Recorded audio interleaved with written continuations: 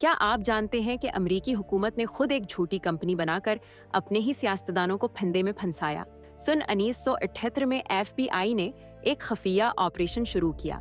नाम रखा गया एब्सकॉम।